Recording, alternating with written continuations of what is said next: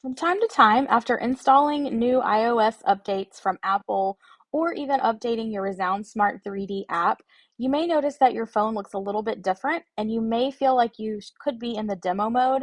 The way to tell if you're in demo mode, there's two ways. If you look across the top, you can see that you have different settings and different applications there than what you would normally see. That could be an indication that you're in demo mode, but the biggest key is going to be at the bottom right of the screen where it says demo.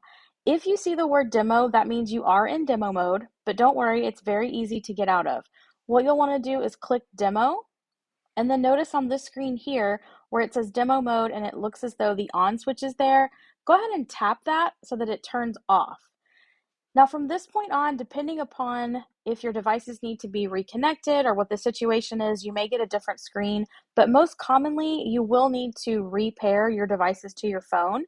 To do that, we'll link the how to pair your Resound hearing aids to your iPhone link. That way you can see that video as well.